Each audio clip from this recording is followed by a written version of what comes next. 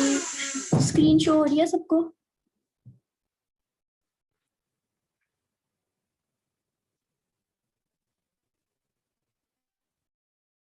आवाज भी क्लियर है सबको?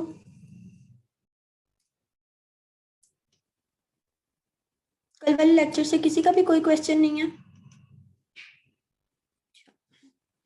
So today we are going to start the second part of antiviral drugs. आज जो हम ड्रग्स डिस्कस करेंगे वो अगेंस्ट द हेपेटाइटिस वायरस पढ़ेंगे और हम HIV के अगेंस्ट पढ़ेंगे। सबसे पहले हेपेटाइटिस के बारे में आपको इतना पता होना चाहिए कि इसकी पांच टाइप्स होती हैं। Hepatitis A, B, C, D, E। उनमें जो सबसे ज्यादा लीथल टाइप होती है जिसके अगेंस्ट हमें फौरन से मेडिकेशन स्टार्ट करवानी पड़ती है वो होती है टाइप B एंड C। सो इस चैप्टर में हमने जो ड्रग्स पढ़नी है वो अगेंस्ट हेपेटाइटिस टाइप B और हेपेटाइटिस टाइप C के बारे में पढ़नी है। अच्छा, सबसे पहले जो हमारी ड्रग है वो है इंटरफेरोन अल्फा। किसी बच्चे को पता है इंटरफेरोन प्रोटीन क्या करती है हमारी बॉडी के अंदर? इस ड्रग को सबसे पहले हम मैकेनिज्म ऑफ एक्शन से स्टार्ट करेंगे।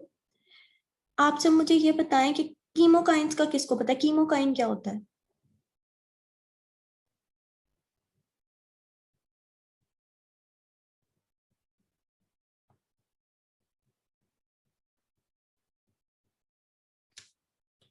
कीमोकाइन क्या होती है बच्चों, पता है किसी बच्चे को?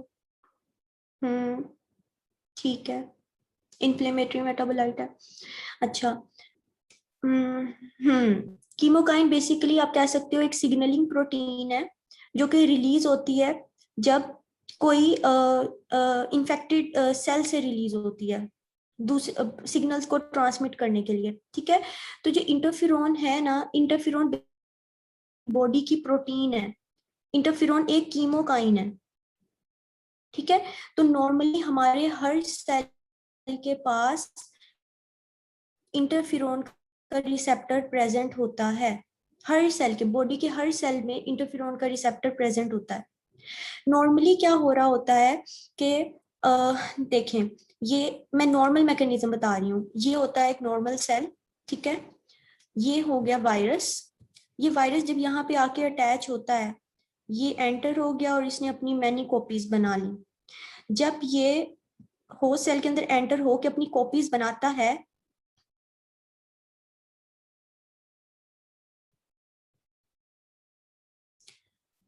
जब ये होस्ट सेल के अंदर एंटर होके अपनी कॉपीज बनाता है, साथ ही ये जो इन्फेक्टेड सेल है जिसके ऊपर वायरस ने अटैक किया था, ये क्या करता है, ये साथ ही केमिकल कीमोकाइंस रिलीज करवा देता है। ये देखें, ये येलो कलर में कीमोकाइंस रिलीज करवा देता है। अब क्या होगा, अब हमारे इस सेल, ये जो होस्ट सेल था इसके सराउंडिंग में ऑब्वियसली और भी सेल्स पड़े होंगे। ये जो इंटरफेरोन था, ये इंटरफेरोन जाके क्या करता है, इन रिसेप्टर्स के ऊपर जाके अटैच हो जाता है जो कि हमारे सेल्स के ऊपर प्रेजेंट होते हैं, और इन रिसेप्टर्स पे जाके अटैच होता है। और यहाँ पे प्रोटीन होती है जैक प्रोटीन। ठीक है, आप लोगों ने पढ़ा होगा फिजियोलॉजी में जैक स्टैट मैकेनिज्म, एंडो में पढ़ा होगा। वो सिग्नल ट्रांसफर करने का एक मैकेनिज्म था। ठीक है, ये हमारा आया इंटरफेरोन इन्फेक्टेड सेल से रिलीज होके एज अ कीमोकाइन। इसने जो नॉर्मल सेल था यहाँ पे आके अटैच हो गया हमारे सेल की सरफेस के साथ। यहाँ पे पड़ा था जैक, जैक प्रोटीन एक्टिवेट हुई, इसने जाके स्टैट प्रोटीन को एक्टिवेट किया। ठीक है, ये स्टैट प्रोटीन जाके क्या करेगी, बॉडी के अंदर, मतलब इस सेल के अंदर जो है ऐसी प्रोटीन्स बना देगी जो कि वायरस के लिए लीथल होंगी, एंटीवायरल प्रोटीन्स बना देगी। अब ये एंटीवायरल प्रोटीन्स जो हैं ये इनएक्टिवेटेड फॉर्म में है। ठीक है, अब क्या होता है, ये वाला सेल था, इसके पास वायरस था, इस वायरस की बहुत सारी कॉपीज बनी सेल के अंदर, और एट द एंड इसने क्या किया, अपने वायरस को इस सेल से रिलीज करवा दिया। अब ये जो वायरस रिलीज हुए हैं, ये देखिए ये रेड कलर के, ये जो भी नियर बाय सेल्स पड़े होंगे उन सब सेल्स को जाके इन्फेक्ट करेंगे, उनके अंदर पेनिट्रेट कर जाएंगे। ठीक है, लेकिन अब अगर फॉर सपोज वायरस अब इस नियर बाय सेल के अंदर एंटर होता है, जैसे ही वायरस इस सेल के अंदर एंटर होगा, ये वाली जो एंटीवायरल प्रोटीन्स बनी थी इंटरफेरोन की वजह से, ये एक्टिवेट हो जाएंगी। जैसे ही एक्टिवेट होंगी, ये इस वायरस के डीएनए और न्यूक्लिक एसिड को डिस्ट्रॉय कर देंगी। और अगर इस वायरस ने अपना mRNA बना लिया होगा तो उसको भी जाके डिस्ट्रॉय कर देंगी। एज अ रिजल्ट अब ये वाला जो अनइन्फेक्टेड सेल था जिस पे आके वायरस लगा है, ये जो है वायरस के अटैक से प्रिवेंट हो गया ड्यू टू इंटरफिरोन। ये नॉर्मली हमारी बॉडी के अंदर मैकेनिज्म चल रहा होता है। हमें जब पता चला कि इंटरफिरोन इतनी इंपॉर्टेंट प्रोटीन है जो हमारे अनइन्फेक्टेड सेल्स को ऑलरेडी प्रिवेंट कर देती है वायरस के अटैक से, हमने क्या किया, हमने बाहर मतलब बॉडी से बाहर केमिकली इंटरफिरोन अल्फा सिंथेसाइज कर ली।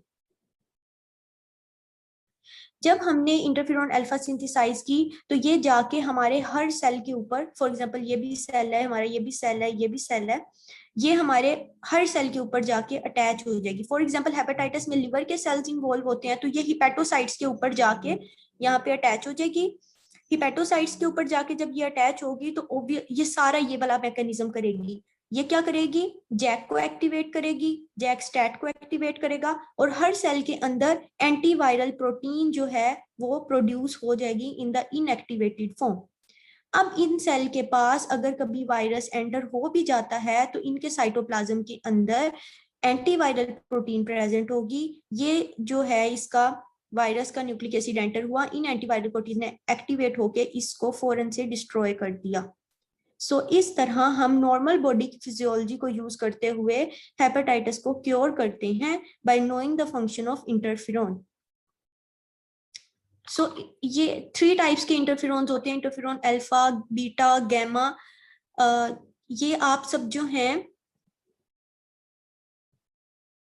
इंटरफेरॉन रिलीज कहाँ से होती है बेटे, ये देखो ये एक सेल था, नॉर्मल सेल था, इस पे आके जब वायरस अटैक करता है ना तो ये ही सेल जो इन्फेक्टेड सेल होता है वो इंटरफेरॉन रिलीज करता है।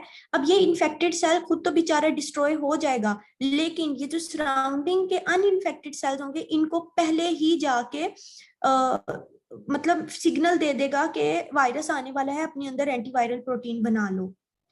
इस बात की समझ आई है?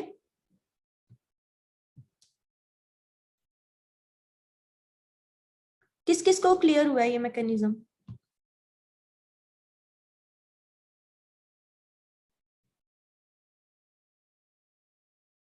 स्क्रीन शो हो रही है सबको? अभी मैं रिपीट करती हूँ, अच्छे से आपको एक्सप्लेन करूंगी।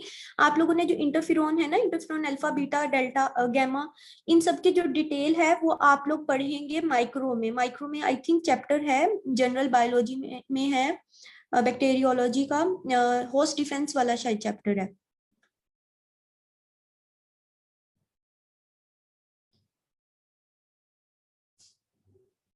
उसमें ये जो है ये बेसिकली वहां पे एक्सप्लेन किया हुआ है। यहाँ पे हम इससे रिलेटेड बढ़ते हैं। ये देखो ये क्या है, इन्फेक्टेड सेल है जिसके ऊपर जो है ये नजर आ रहा है सबको?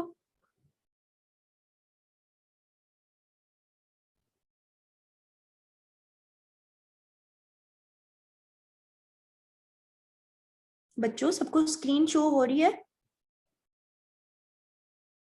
अच्छा, ये जो है ये होस्ट का सेल है जो कि इन्फेक्ट हो गया है अब वायरस से। ठीक है, अब आप लोग मैकेनिज्म ऑफ एक्शन समझेंगे।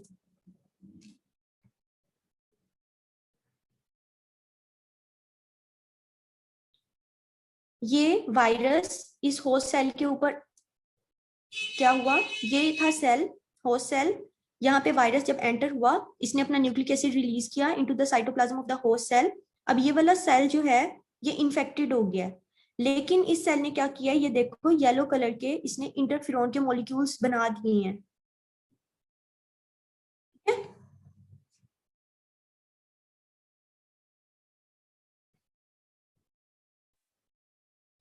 ये इंटरफेरॉन्स हैं।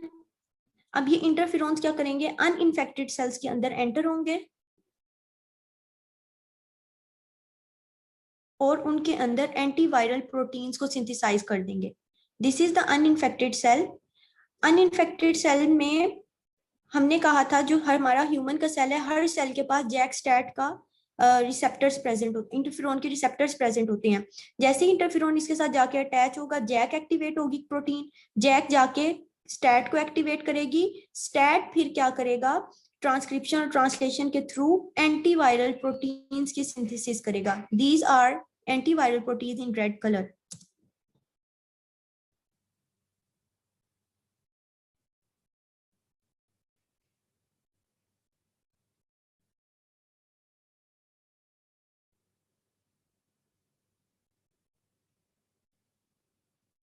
अब क्या होगा, अब जब वायरस, अब देखें आप, ये एंटीवायरल प्रोटीन बन गई अनइंफेक्टेड सेल्स के अंदर।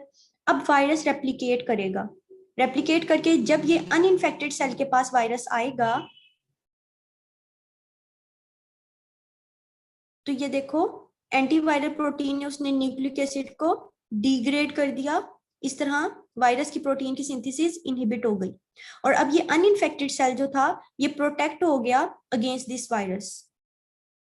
ठीक है, उसके बाद इंटरफेरोन का एक और काम ये होता है कि ये ना नेचुरल किलर सेल्स को भी एक्टिवेट करते हैं, उनकी सिंथेसिस करते हैं, उनको यहाँ भेजते हैं कि जो इन्फेक्टेड सेल है, नेचुरल किलर सेल्स आके इसको इनगल्फ कर लो, ताकि मजीद जो है इसके अंदर से अगर कोई टॉक्सिक सब्सटेंस रिलीज होता है तो वो हमारे नॉर्मल सिस्टम्स को अफेक्ट ना करे। ये मैकेनिज्म ऑफ एक्शन क्लियर है अब आप लोगों को?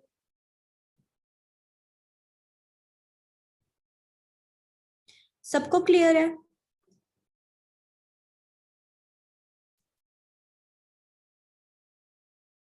अगर एनिमेशन दोबारा देखनी है तो मैं दोबारा समझा देती हूँ, मुझे जल्दी से बताओ सब चैट बॉक्स में।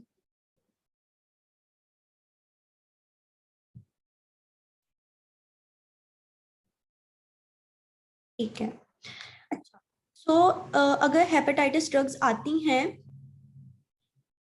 इंटरफेरॉन कहाँ से आएगा बेटे? इंटरफेरॉन इन्फेक्टेड सेल से आएगा। ऑब्वियसली वायरस सेल के ऊपर जाके उसको इन्फेक्ट करेगा, तभी सेल जो है सिग्नल प्रोड्यूस करेगा कि बॉडी के अंदर जो है इस तरह की चीज आ गई है, अब बाकी सेल्स को प्रोटेक्शन देनी है। ये भी आप ना इम्यूनिटी वाले चैप्टर में भी इसको पढ़ोगे, इंटरफेरॉन को। ये एक तरह का ना आपका डिफेंस का मैकेनिज्म होता है इंटरफेरॉन।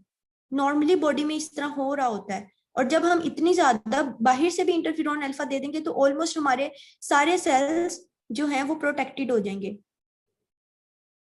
अच्छा, किसी ने शायद क्वेश्चन पूछा था कि ये सिर्फ हेपेटाइटिस के लिए स्पेसिफिक है बेटे? जहां पे वायरस प्रेजेंट होगा ना, उसके सराउंडिंग सेल्स में इंटरफेरॉन अल्फा फटाफट जो है एक्शन परफॉर्म करना स्टार्ट कर देगा। जाहिर है इंटरफेरॉन अल्फा उसी जगह पे रिलीज होगा ना। फॉर एग्जांपल अगर हेपेटाइटिस है किसी को, तो लिवर के हिपेटोसाइट्स में ही इंटरफेरॉन अल्फा रिलीज हो रहा है ना। ये तो नहीं है ना कि अब पूरी बॉडी में रिलीज होना स्टार्ट हो गया इंटरफेरॉन अल्फा। आपको पता है कि जो कीमोकाइंस होते हैं ये कीमोटैक्सिस की तरह एक्ट कर रहे होते हैं, ये खुद ही से उस जगह चले जाते हैं जहां पे इनकी जरूरत होती है बाय सिग्नल ट्रांसडक्शन। अब ये क्लियर है? इसमें से हेपेटाइटिस में से जब भी हेपेटाइटिस बी में से क्वेश्चन आता है वो हमेशा इंटरफेरॉन अल्फा का मैकेनिज्म ऑफ एक्शन आता है, और बहुत सारे स्टूडेंट्स इस मैकेनिज्म ऑफ एक्शन को कंफ्यूज कर देते हैं। लेकिन ये बहुत इजी मैकेनिज्म है, नॉर्मली भी हमारी बॉडी में होता है जब कोई वायरस एंटर हो जाता है, और हम एज अ ड्रग भी इंटरफेरॉन अल्फा को यूज कर सकते हैं। ठीक है, नॉर्मली जो हमारे व्हाइट ब्लड सेल्स होते हैं ना वो रिलीज कर रहे होते हैं इंटरफेरॉन अल्फा। जो इंटरफेरॉन बीटा होता है वो फाइब्रोब्लास्ट रिलीज करते हैं। लेकिन अगर हम सिंथेटिकली दे देंगे बाहर से तो फिर तो वो हर सेल के ऊपर जाके अटैच हो जाएगा। सो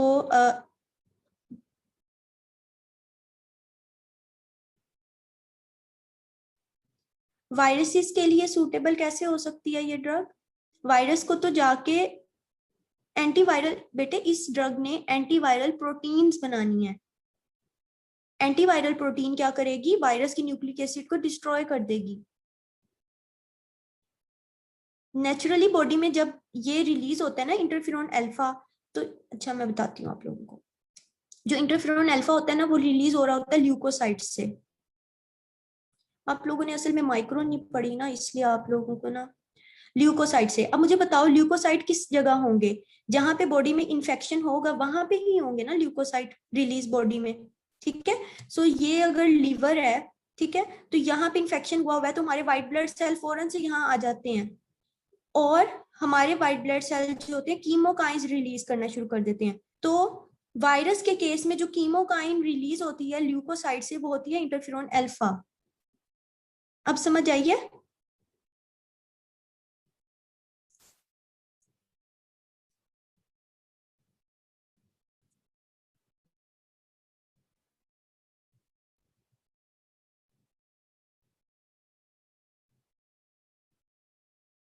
हाँ, इस ये वर्क करती है, इसके क्लिनिकल यूजेस अभी हमने देखने हैं, मैं वही बताने लगी हूँ आपको नेक्स्ट आगे क्लिनिकल यूजेस इसके। तो इसका ये मैकेनिज्म था, ये देखिए जिस तरह यहाँ पे इन्फ्लुएंजा का बताया हुआ है, इन्फ्लुएंजा का ये इंटरफेरॉन आया, ये सेल की मेम्ब्रेन है, ठीक है, सेल की मेम्ब्रेन के ऊपर इंटरफेरॉन आके अटैच हुआ, यहाँ पे जैक प्रोटीन थी, जैक प्रोटीन एक्टिवेटेड हुई, इसने जाके स्टैट प्रोटीन को एक्टिवेट किया, स्टैट ने जाके क्या काम करना है, स्टैट जाके एंटीवायरल प्रोटीन्स की सिंथेसिस करवा देगी, और ये जो एंटीवायरल प्रोटीन्स होंगी ये जाके इस वायरस को, न्यूक्लिक एसिड को डिस्ट्रॉय कर देंगी।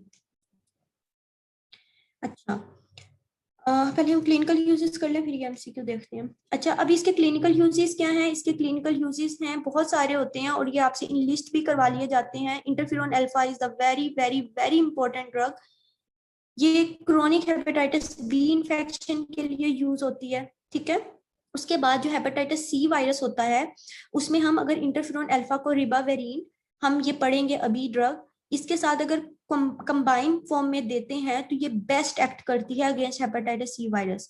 इनफैक्ट अगर हम कहें कि हेपेटाइटिस सी वायरस के लिए अगर हमारे पास कोई बेस्ट चॉइस ऑफ ड्रग है तो वो यही दोनों इनका कॉम्बिनेशन है, ठीक है। उसके बाद कैपोसी सार्कोमा, ये भी आप लोग पढ़ेंगे अभी माइक्रो में, पेपिलोमेटोसिस इसके लिए, और टॉपिकली फॉर जेनिटल वॉर्ड्स, ये भी आपको मैंने बताया था कि जो वॉर्ड्स बनाता है जो वायरस होता है उनके अगेंस्ट जो होता है ये सब इफेक्टिव हैं। सो इसके क्लिनिकल यूजेस क्या होते हैं, hepatitis B virus, hepatitis C virus in combination with ribavirin, Kaposi sarcoma, papillomatosis, and topically हम इसको यूज कर सकते हैं जेनिटल वॉर्ड्स में। इंटरफेरॉन जो है ना एक अच्छी ड्रग है, इसकी हमारे पास ओरल फॉर्मुलेशन भी प्रेजेंट है, इसकी हमारे पास आईवी फॉर्मुलेशन भी प्रेजेंट है, और इसकी हमारे पास जो है टॉपिकल फॉर्मुलेशन भी प्रेजेंट है। तो ऑलमोस्ट ये अच्छा अफेक्ट करती है अगेंस्ट वायरसेस, और मैनी ऑफ द वायरसेस को कवर करती है, तो इसका एक अच्छा स्पेक्ट्रम है। Am I clear? आज मैंने मैसेजेस सबको शो किए हैं, क्योंकि कल बहुत से बच्चों का अपना भी नेट का इशू था, मैंने रिकॉर्डिंग चेक की है, रिकॉर्डिंग में मेरी आवाज इतनी डिस्टॉर्टेड नहीं थी, सिर्फ 2 से 3 बार डिस्कनेक्ट हुआ था, उसमें वीडियो पूरी बंद हुई थी। लेकिन बच्चों के नेट में इतना मसला था कि उनको डिस्टॉर्टेड वॉइस लग रही थी, जिसकी वजह से हमारा लेक्चर भी बहुत ज्यादा डिस्टर्ब हुआ था।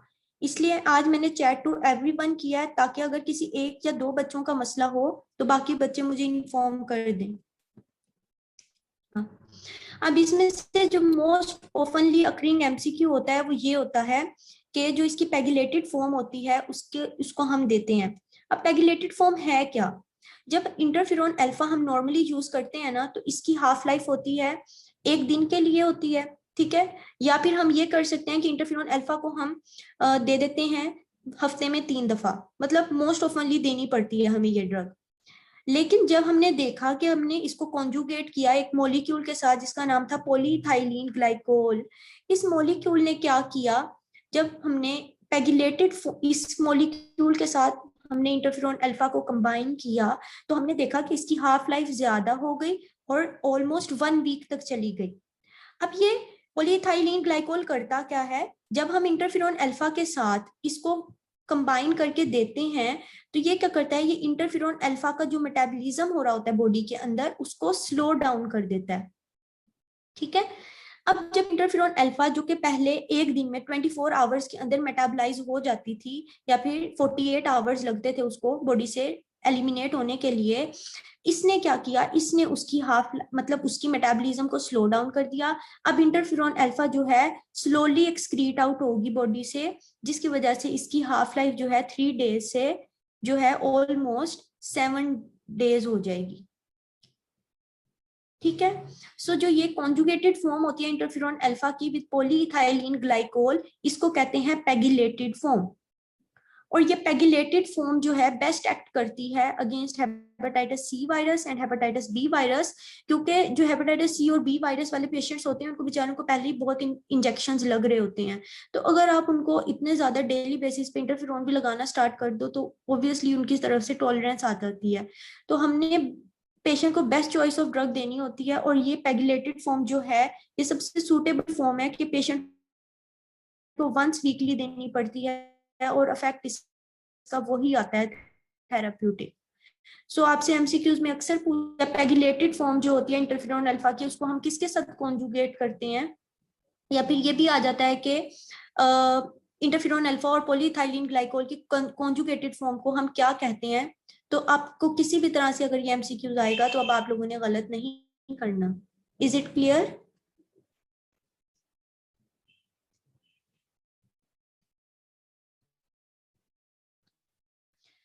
उसके बाद हमने इसके मैकेनिज्म ऑफ एक्शन को डिस्कस किया, हमने इसके क्लिनिकल यूजेस डिस्कस की। Next we are moving towards the toxicity. जाहिर है ये इस तरह ऐसी ड्रग है, ये कुछ टॉक्सिसिटी भी कॉज करवाएगी, और इसकी टॉक्सिसिटी जो है मोस्ट ऑफनली आपके एससीक्यूज में आ जाती है। ठीक है, अब इसको याद करने के लिए एक निमोनिक है, GC has one. GC college का पता है ना आपको, जीसी यूनिवर्सिटी, उन्होंने, वो स्पोर्ट्स में बहुत अच्छे होते हैं जीसी वाले, ठीक है। सो उन्होंने फुटबॉल मैच वन किया, ठीक है, GC has one football match. So GC से क्या बनेगा, जी से बनता है जीआई इरिटेशन, हैज से बनेगा रिवर्सिबल हियरिंग लॉस, वन से बनता है वेट लॉस, एफ से, फुटबॉल में एफ से बनेगा फ्लू लाइक सिंड्रोम, और टी से बनेगा थायराइड डिसफंक्शन, एम से बनता है marrow suppression. So GC has one football match, इसमें GI irritation, hearing loss, weight loss, flu-like syndrome, thyroid dysfunction, and marrow suppression. These all are the toxicity of interferon alpha. इसके अलावा इसका एक बहुत important MCQ आता है, वो ये है कि it is contraindicated in pregnancy. ठीक है, ये क्लियर है?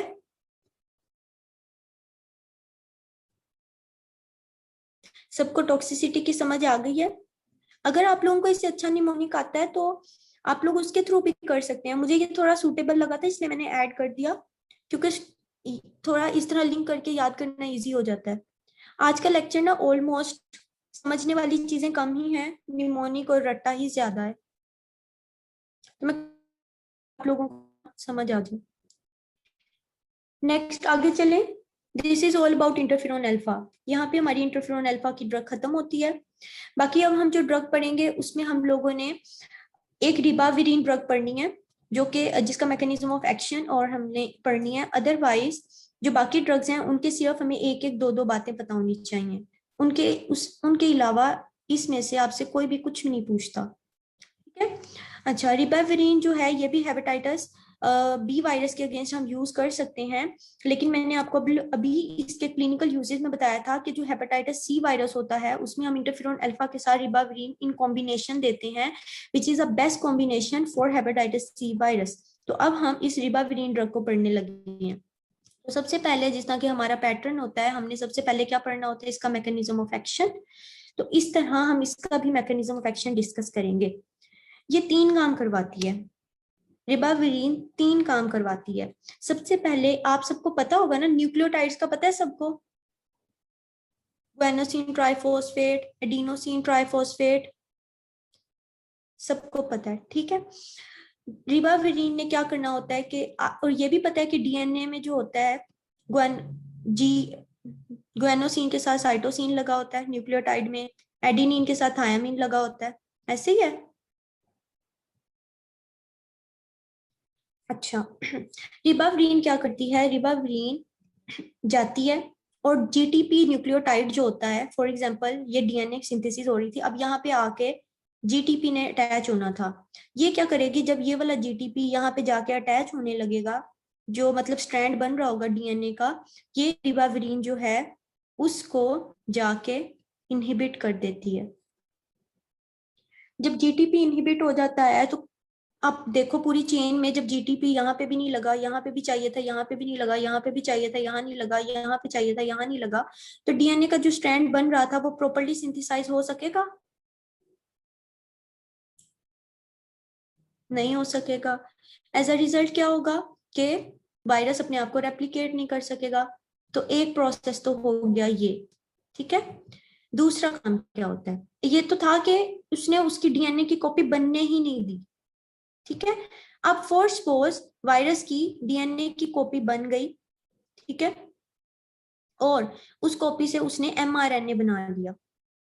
एमआरएनए, एमआरएनए का पता है ना सबको कि इसने क्या करना होता है, सिग्नल इंफॉर्मेशन लेकर जानी होती है।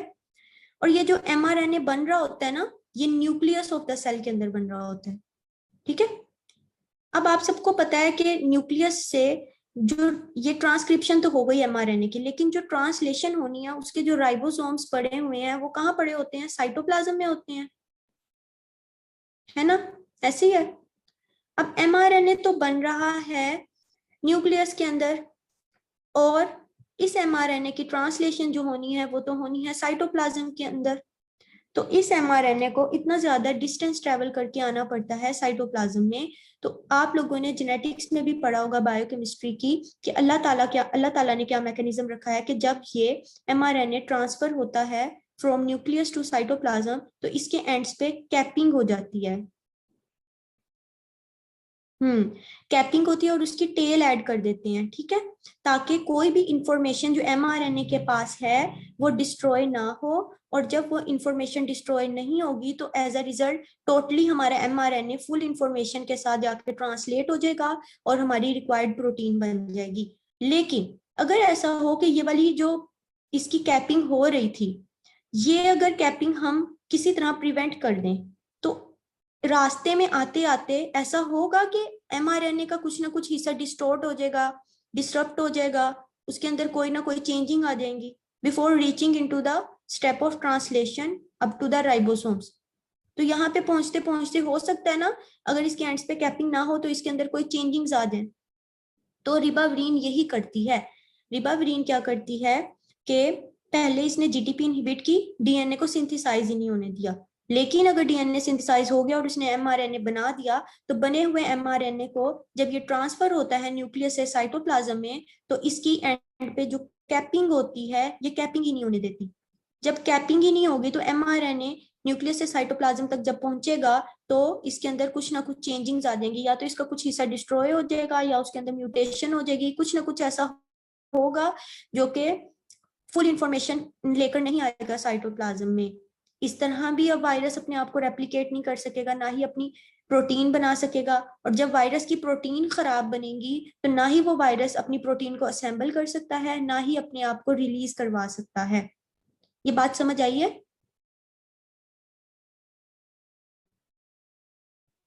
सब बच्चे मुझे बताओ, ये बात समझ आई है कि रिबाविरिन जो होती है वो कैपिंग को भी प्रिवेंट कर देती है। एज अ रिजल्ट एमआरएनए की इंफॉर्मेशन जो होती है वो लॉस्ट हो जाती है। और एमआरएनए से वायरस की प्रोटीन बनी थी तो वायरस की प्रोटीन प्रॉपर्ली सिंथेसाइज नहीं हो पाती, जिसकी वजह से वायरस की रेप्लिकेशन रुक जाती है। तीसरा काम वही जो मैंने आपको कल भी बताया था कि आप लोगों ने जब भी वायरस के बारे में पढ़ना है तो आपने उसका जो पोलीमरेज एंजाइम होता है उसको इनहिबिट करना है।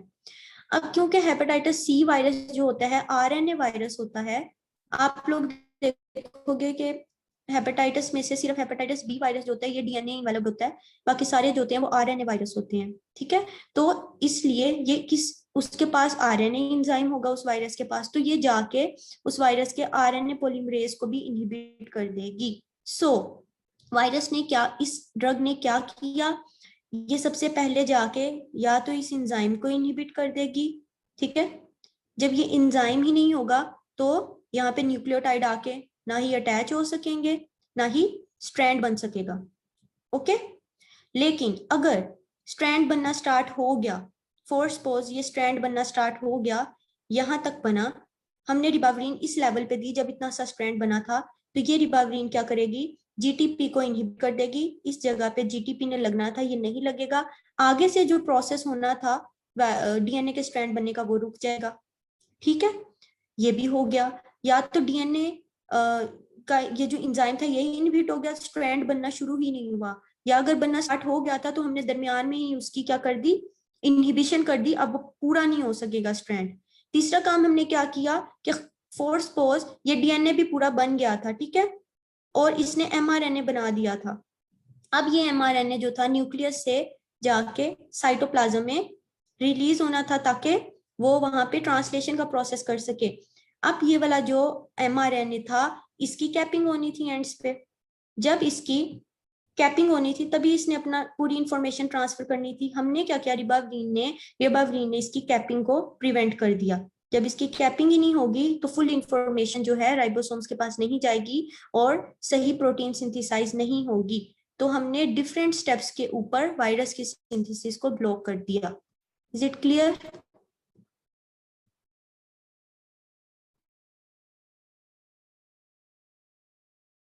सबको क्लियर है?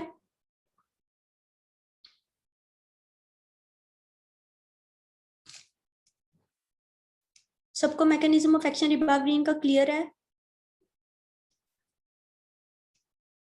अच्छा, उसके बाद रिबाविरिन के क्लिनिकल यूजेस, इसके भी क्लिनिकल यूजेस पूछ लिए जाते हैं, क्योंकि ये भी एक एक्सटेंसिव, अगर आप देखें इसका भी स्पेक्ट्रम एक्सटेंसिव होता है, क्योंकि ये हर तरीके से, ये आरएनए वायरसेस के अगेंस्ट भी इफेक्टिव होगी, और ये देखो जीटीपी को भी इनहिबिट कर रही है, कैपिंग को प्रिवेंट कर रही है। तो बहुत सारे वायरसेस जो होते हैं इसी मैकेनिज्म के थ्रू रेप्लिकेट कर रहे होते हैं, तो ये काफी सारे वायरसेस के अगेंस्ट इफेक्टिव होती है। तो हम इसको ये नहीं कह सकते ये स्पेसिफिक है। हाँ, हेपेटाइटिस सी वायरस के लिए और कोई इससे बेहतर ड्रग नहीं है, इसलिए हम इस ड्रग को बहुत इंपॉर्टेंस देते हैं इन हेपेटाइटिस सी वायरस। जैसा कि आप लोगों ने इन्फ्लुएंजा में देखा था कि उसमें हमारे पास ओजेल्टामिवीर, ज़ेनामिवीर और भी अच्छी अच्छी ड्रग्स थी, ठीक है, उनमें हम वो भी दे सकते हैं। लेकिन इस तरह की स्पेसिफिक ड्रग्स को हम बचा के रखते हैं बॉडी में, ताकि कहीं बॉडी में इनके अगेंस्ट रेजिस्टेंस ना पैदा हो जाए, और जब हमें इस तरह के लीथल इन्फेक्शन हो जिसमें हेपेटाइटिस सी है या हेपेटाइटिस बी है, तब हमारे पास ऐसी ड्रग्स अवेलेबल हों जो कि इन डिजीजेस को क्योर कर सकें। इसलिए कभी भी इतनी अच्छी ड्रग जो है हम बिल्कुल प्रोफाइलैक्सिस में नहीं दे सकते। अच्छा, अब इसके क्लिनिकल यूजेस क्या होते हैं? जैसे मैंने आपको बताया, ये इंटरफेरॉन अल्फा के साथ मिलकर कॉम्बिनेशन फॉर्म में हम देते हैं हेपेटाइटिस सी वायरस के अगेंस्ट। इसके अलावा इसका थोड़ा सा स्पेक्ट्रम है इन्फ्लुएंजा ए और बी वायरस के, parainfluenza, respiratory syncytial virus, paramyxovirus and HIV. अब ये जो पैरा इन्फ्लुएंजा है, रेस्पिरेटरी सिंक्टियल वायरस है, ये वाले जो वायरसेस है ना, ये भी रेस्पिरेटरी ट्रैक्ट वायरस होते हैं, और ये आप लोग अपनी वायरोलॉजी में स्टडी करेंगे। यहाँ पे सिर्फ आपको इनके नेम्स आने चाहिए कि इसकी क्लिनिकल यूजेस किस किस के अगेंस्ट है, ठीक है। रिबाविरिन को अभी हम जब एचआईवी की ड्रग्स पढ़ेंगे ना, तो उसमें भी देखेंगे, ये उसमें भी इफेक्टिव होती है। Am I clear?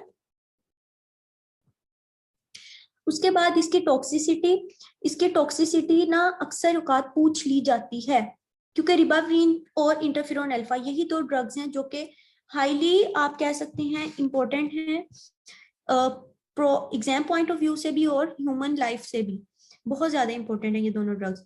अच्छा, अब इसकी जो टॉक्सिसिटी थी उसका मैंने निमोनिक बनाया था बिच। बिच में बी आई से बनता है ब्रोंकियल इरिटेशन, कंजेक्टाइवल इरिटेशन, और एच से हिमोलिटिक एनीमिया। अब ब्रोंकियल इरिटेशन और कंजेक्टाइवल इरिटेशन इसको क्यों हो रही है? रिबाफिरिन जो होती है ना, हम इसको एरोसोल की फॉर्म्स में भी दे सकते हैं बॉडी के अंदर, ताकि ये बहुत तेज, एरोसोल आपको पता है ना, इनहेलेटरी रूट का सबसे जल्दी जो होता है रूट ऑफ एब्जॉर्प्शन होती है। तो जब बहुत इमरजेंसी में देनी हो ना, तो हम इसको एरोसोल्स की फॉर्म में देते हैं। ये एरोसोल्स की फॉर्म में जब दी जाती है तो क्या करती है, ये ऑब्वियसली ब्रोंकाई में जाएगी, रेस्पिरेटरी ट्रैक में, और वहां जाके थोड़ी सी इरिटेशन करवा देगी। इसके अलावा अब एरोसोल की फॉर्म में दे रहे हैं तो हमारी आंखें भी तो होती हैं ना नाक के पास ही, तो उसके थोड़े से फ्यूम्स जो हैं हमारी आंखों में भी चले जाते हैं in the form of aerosol, और वो जाके वहां पे कंजक्टाइवल इरिटेशन करवा देते हैं, ठीक है। उसके बाद हीमोलिटिक एनीमिया कैसे होता है? अगर ही हम इस ड्रग की, रिबाविरिन की कंसंट्रेशन बहुत ज्यादा अमाउंट में दे दें बॉडी के अंदर, तो ये ना हमारे रेड ब्लड सेल को जाके अफेक्ट करना स्टार्ट कर देती है और उनकी हीमोलिसिस करवा देती है। लेकिन मोस्ट ऑफनली जो ये सिम्टम है ना, ये नहीं आता, क्योंकि हम कंट्रोल अमाउंट में ही उस पर्सन को ड्रग की कंसंट्रेशन दे रहे होते हैं। लेकिन अगर गलती से किसी पर्सन को, या किसी की रिक्वायरमेंट इतनी ज्यादा है कि उसको थेराप्यूटिक इफेक्ट देने के लिए हमें ज्यादा कंसंट्रेशन देनी पड़ रही है, तो उस पर्सन के अंदर हीमोलिटिक एनीमिया हो जाता है, ठीक है। सो this is the mnemonic for the toxicity of ribavirin. उसके बाद जिस तरह हमने पढ़ा था कि इंटरफेरॉन अल्फा जो है वो कॉन्ट्राइंडिकेटेड है इन प्रेगनेंसी, इसी तरह रिबाविरिन जो है ये भी कॉन्ट्राइंडिकेटेड है इन प्रेगनेंसी। सबको ये ड्रग क्लियर है, रिबाविरिन?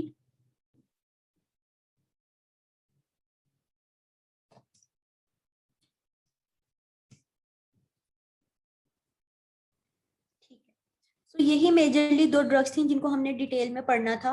बाकी जो ड्रग्स हैं एडिफोवीर, डिपिवॉक्सिल, एंटाकावीर, लेमिवुडीन,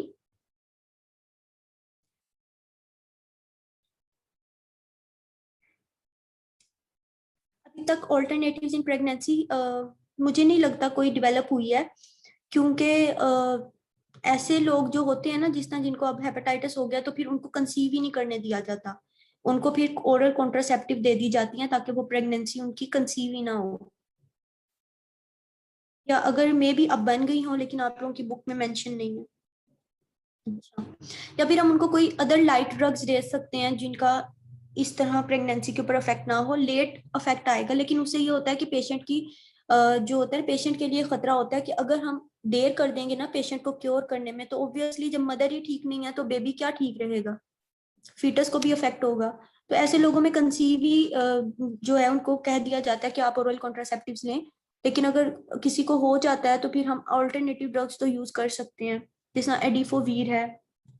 एडिफोवीर क्या करती है, जी मैंने आपको बताया था, आपको कुछ याद ना आए ना एंटीवायरल ड्रग्स में उन मैकेनिज्म ऑफ एक्शन लिखना हो तो आपने ये इंजाइम कभी नहीं भूलना, ठीक है।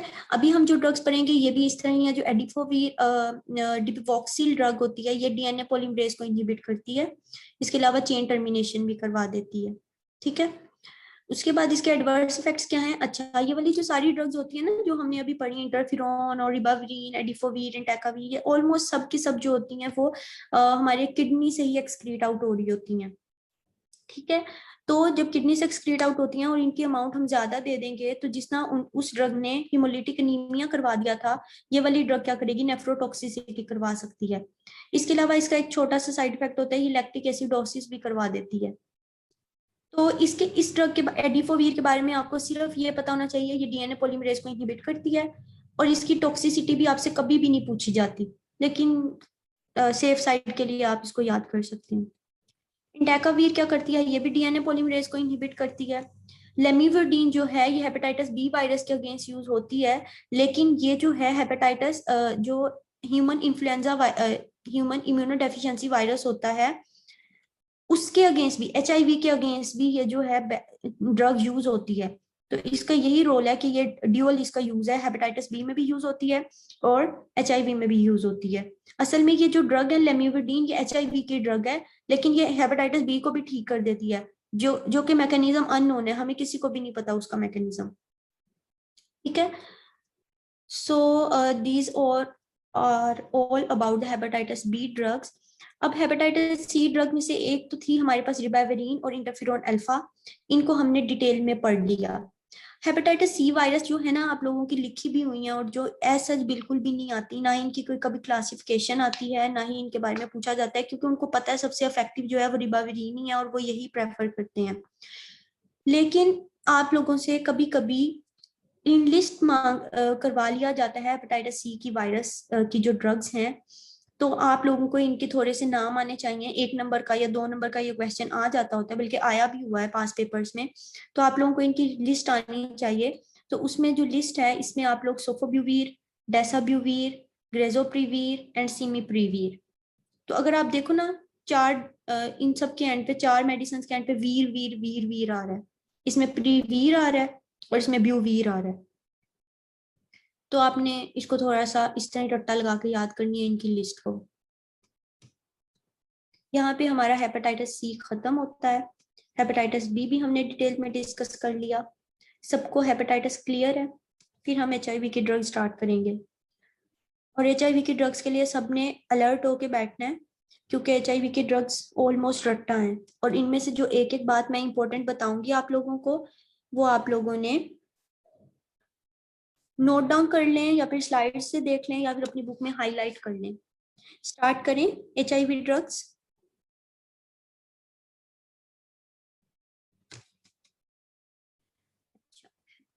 एचआईवी ड्रग्स में आप सबको पता है कि एचआईवी जो है इसकी वजह से एड्स की डिजीज हो जाती है। अब एड्स जो है ना बॉडी में, हम किस कंडीशन को एड्स कहते हैं, जब हमारा वाइट ब्लड सेल का काउंट 200 माइक्रोलीटर या फिर 200 से कम हो जाए, वाइट ब्लड सेल का काउंट जब 200 सेल से कम हो जाए तब उस कंडीशन को हम कहते हैं कि इस पर्सन को अब क्या हो गया है, एड्स हो गया है। ये वायरस जो है कुछ भी नहीं करता, ये जाके सिंपली और सिंपली कोई डिजीज नहीं करवाता HIV। ये जाके सिर्फ जो व्हाइट ब्लड सेल्स प्रेजेंट होते हैं ना बॉडी में, उनको जाके डिस्ट्रॉय करवा देता है। अब आपको पता है कि जब व्हाइट ब्लड सेल डिस्ट्रॉय हो जाएंगे, उस बंदे की इम्यूनिटी वीक हो जाएगी, तो उस पर्सन के अंदर बहुत ज्यादा चांस होगा कि उसको बाकी सेकेंडरी इन्फेक्शंस हो जाएं। तो HIV जो है एज सच खुद कोई डिजीज कॉज नहीं करवा रहा, ये पर्सन के अंदर एड्स करवाता है, जिसका क्या मतलब है कि जब 200 से कम हो जाए व्हाइट ब्लड सेल का काउंट। मेरी आवाज बस एक बच्ची को नहीं आ रही है, सबको नहीं आ रही?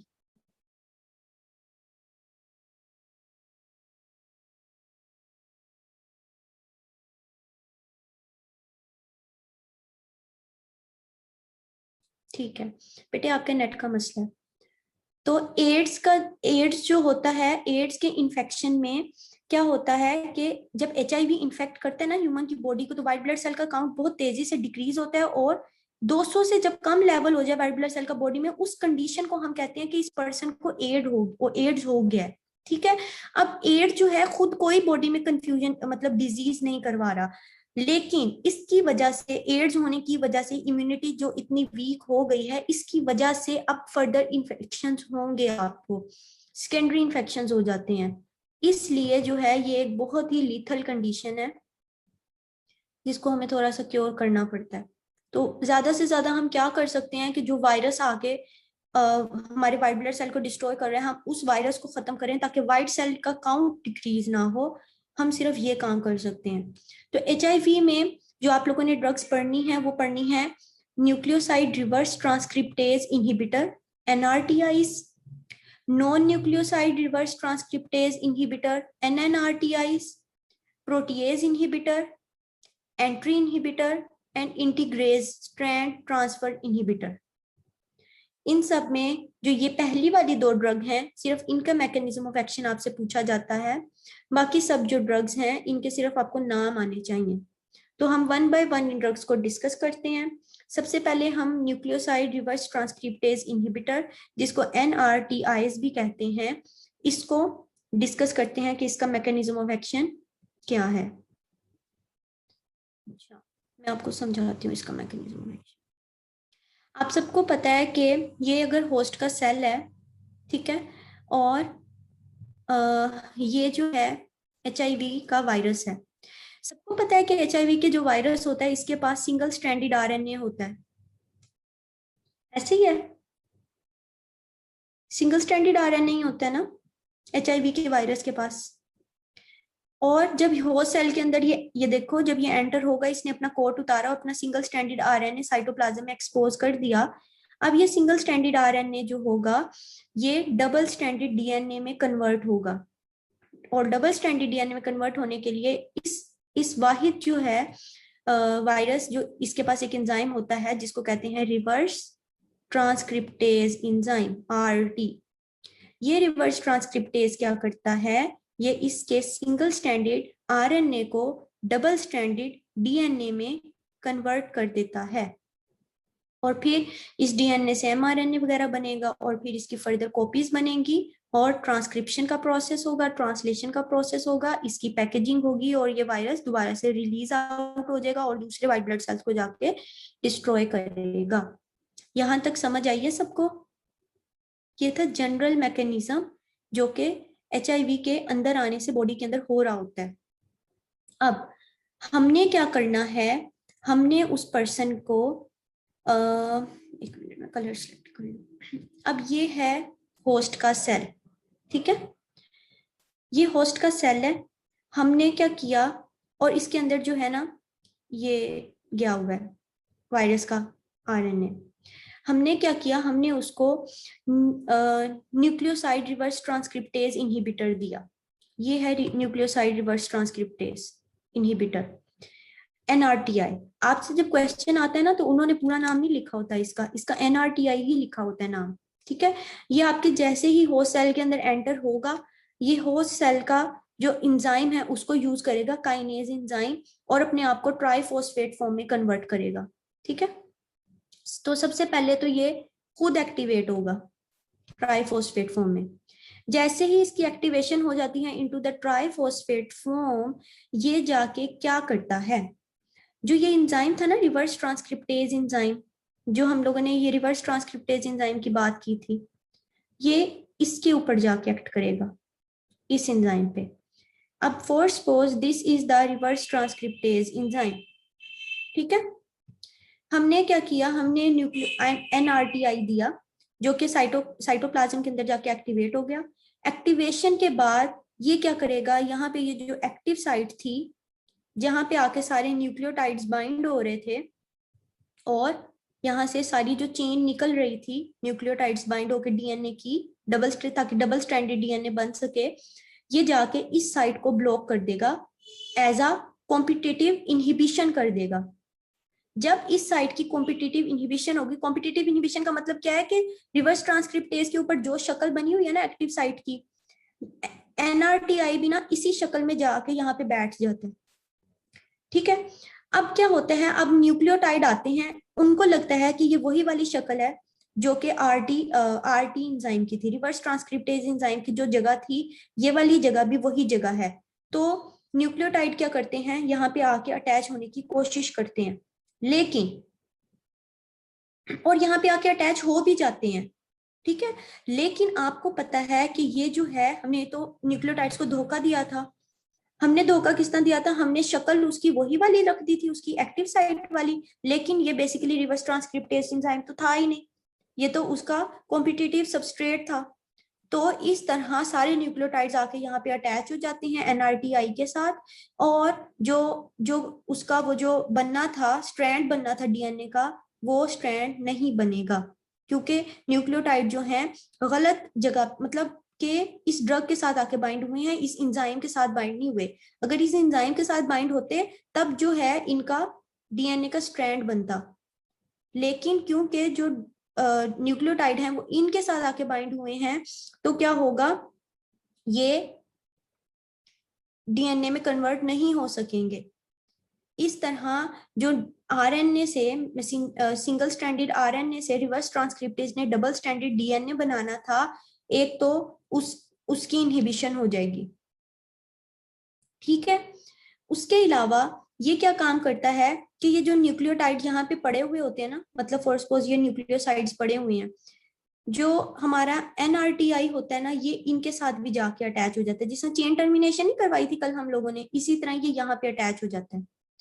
अब ये जो बना हुआ डीएनए था, ये भी किसी काम का नहीं रहा, क्योंकि अब इसकी भी ट्रांसलेशन नहीं हो सकती और ट्रांसक्रिप्शन नहीं हो सकती, क्योंकि यहाँ पे आके इसने इन न्यूक्लियोसाइड्स को भी जाके ब्लॉक कर दिया,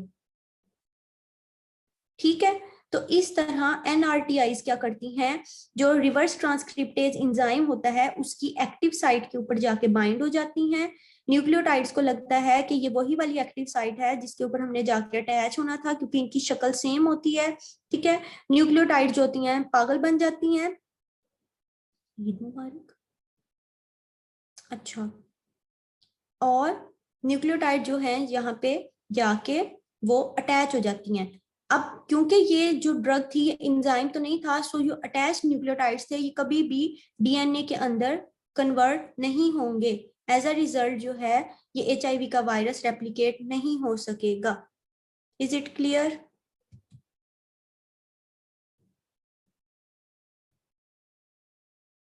समझ आया बच्चों?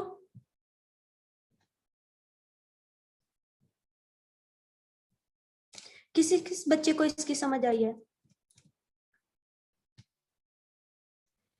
अगर आप लोग यहाँ पे देखो कि जो NRTIs थी वो सबसे पहले एंटर होंगी होस्ट सेल के अंदर, होस्ट सेल के काइनेज से वो अपने आप को एक्टिवेट करेंगी इनटू ट्राइफॉस्फेट फॉर्म, ठीक है। ट्राइफॉस्फेट फॉर्म में कन्वर्ट होने के बाद वो कॉम्पिटिटिवली इनहिबिट करेंगी binding of the natural nucleotides to the binding site of the reverse transcriptase. समझ आइए, ये जो बाइंडिंग साइट थी रिवर्स ट्रांसक्रिप्टेज की, यहाँ पे आके तो NRTI बाइंड हो गई, तो अब जो न्यूक्लियोटाइड्स ने आके बाइंड होना था यहाँ पे, ये बाइंड नहीं होंगे, बल्कि ये जाके बाइंड हो जाएंगे न्यूक्लियो NRTI के साथ, और NRTI के पास इतनी एबिलिटी नहीं है कि वो इसको डीएनए में कन्वर्ट करे। एज अ रिजल्ट ये न्यूक्लियोटाइड यहाँ पे एक तो ट्रैप्ड हो जाएंगे, और दूसरा क्या होगा, ये डीएनए में कन्वर्ट नहीं होंगे। दूसरा काम क्या करता है एनआरटीआई, एनआरटीआई जो होता है ऑलरेडी जो न्यूक्लियोटाइड्स की चेन्स बनी हुई होती हैं डीएनए की, उनके साथ जाके बाइंड कर जाता है और उनकी चेन टर्मिनेशन करवा देता है। इस तरह एनआरटीआईज जो होती हैं एचआईवी के इन्फेक्शन को प्रिवेंट करती हैं फर्दर स्प्रेड से। ये क्लियर है? सो इसको 3 काम है। सबसे पहले ये एंटर होगा इनटू द होस्ट सेल, अपने आप को एक्टिवेट करेगा होस्ट सेल के काइनेज एंजाइम से। एक्टिवेट करने के बाद ये जो रिवर्स ट्रांसक्रिप्टेज एंजाइम होता है उसके साथ कॉम्पिटिटिवली इनहिबिशन करेगा उसकी एट द एक्टिव साइट या बाइंडिंग साइट पे।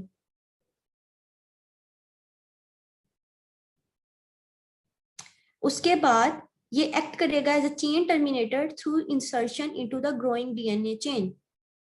सबको मैकेनिज्म ऑफ एक्शन क्लियर है?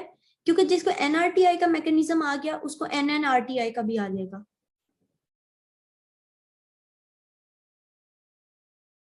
अब सब बच्चों ने बहुत ध्यान से सुनना है, ये बहुत इंपॉर्टेंट है। इंपॉर्टेंट इन सेंस में कुछ कॉम्प्लेक्स हैं, इसमें बहुत सारी ड्रग्स के नाम हैं, लेकिन हम इसको एक निमोनिक के थ्रू करेंगे। आई होप आप लोगों को याद हो जाए, और हर ड्रग में से जो एक एक इंपॉर्टेंट बात होगी हम बस उनको मेमोराइज करेंगे।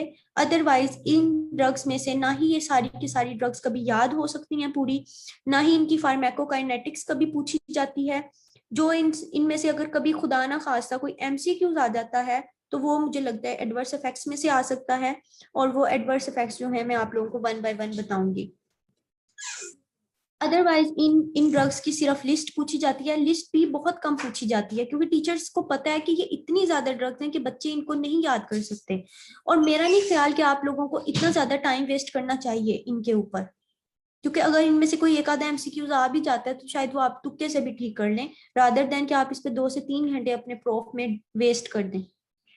ठीक है, सो हम स्टार्ट करते हैं एनआरटीआईज की ड्रग्स। इसका जो निमोनिक है वो ये है कि अबैका जू, जो अबैका जो है वो जू का नाम है, शोज तीनों लायन, डायनो एंड एलिफेंट। तीनों मतलब ये 3 वाला तीनों है। तो जो अबैका जू होता है वो शो करता है तीनों, लाइन को भी शो करता है, डायनो को भी शो करता है और एलिफेंट को भी शो करता है। Dino means dinosaur. ठीक है, अब अबैका से क्या बनता है? अबैका से बनता है अबैका वीर, जू से बनता है जिडोविडीन एंड जेल्सिटाबीन, शो से बनता है स्टेव्यूडीन, टीनो से बनता है टीनोफोवीर, लायन से बनता है लेमिव्यूडीन। याद आया आप लोगों को लेमिव्यूडीन? मैंने अभी हेपेटाइटिस बी वायरस में भी बताई थी कि ये एचआईवी की ड्रग है, लेकिन इसका mechanism of action hepatitis B virus के अगेंस्ट भी होता है। उसके बाद है डाइनो, डाइनो से बनता है डाइडेनोसिन, और एलिफेंट से बनता है एमिट्रिसिटाबीन। इस निमोनिक की समझ आई है?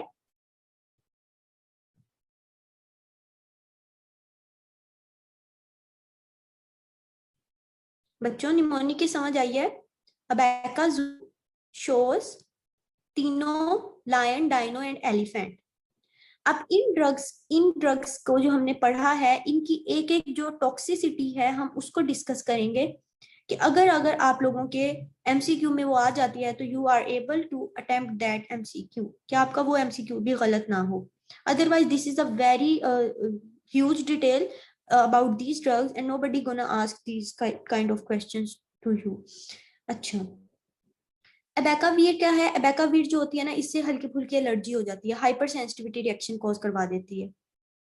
जो जिडोव्यूडीन है ना, जिडोव्यूडीन ये ना थोड़ी सी इंपॉर्टेंट ड्रग होती है। इसके ना साइड इफेक्ट्स पूछ लिए जाते हैं। सबसे पहले तो ये सीएनएस को पेनिट्रेट कर सकती है। दूसरे नंबर पे ये क्या करती है? बोन मैरो सप्रेशन करवा देती है।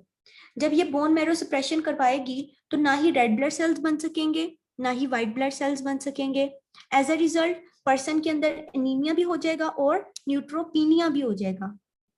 ठीक है, तो जिडोव्यूडीन की 2 टॉक्सिसिटीज हैं, ये सीएनएस को क्रॉस करती है और सीएनएस की टॉक्सिसिटी करवाती है, और बीएमएस का मतलब है कि बोन मैरो सप्रेशन करवा देती है।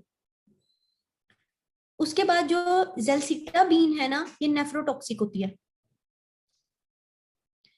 नेक्स्ट है शोज, शोज से बनता है स्टेव्यूडीन। स्टेव्यूडीन में क्योंकि स्टेवियोडीन देखो बेटे एस से स्टार्ट हो रहा है, तो ये स्टीटोसिस करवाएगी। स्टीटोसिस, हिपैटिक स्टीटोसिस का मतलब क्या है? ये हिपैटिक है। हिपैटिक स्टीटोसिस का मतलब यह है कि ये लिवर के अंदर फैट का जो अमाउंट होता है वो ज्यादा कर देती है। इसके अलावा ये लैक्टिक एसिडोसिस भी करवा सकती है। तो स्टेवियोडीन एस से स्टार्ट होता है, तो ये स्टीटोसिस करवाती है और एसिडोसिस करवाती है। उसके बाद टीनोफोवीर। टीनोफोवीर में बेटे देखो फोवीर आ रहा है, फोवीर। तो फो से आप याद रखो कि ये फेनकोनी सिंड्रोम करवाएगी। और फेनकोनी सिंड्रोम आप लोगों ने फिजियो में पढ़ा होगा, रीनल में सब बच्चों को आता होगा। उसके बाद लेमिविरडीन। लेमिविरडीन मैंने आप लोगों को सबको बताया है कि हेपेटाइटिस बी वायरस के अगेंस्ट भी इफेक्टिव है, लेकिन हमें मैकेनिज्म अननोन है। फिर जो सबसे इंपॉर्टेंट एमसीक्यूज हैं वो ये वाले दो एमसीक्यूज हैं, ये अक्सर आ जाते होते हैं। सबसे पहला एमसीक्यू ये है कि डाइडेनोसिन जो होती है ये पेंक्रियाटाइटिस करवा देती है। इसके अलावा भी ये जीआई इरिटेशन, नोजिया, हेडेक, इस तरह की चीजें करवाती है, लेकिन जो इसका सबसे ज्यादा इंपॉर्टेंट साइड इफेक्ट है वो ये है कि ये पेंक्रियाटाइटिस करवा देती है। उसके बाद जो लास्ट ड्रग है हमारी वो है एमीट्रिसिटाबीन। एमीट्रिसिटाबीन क्या करती है?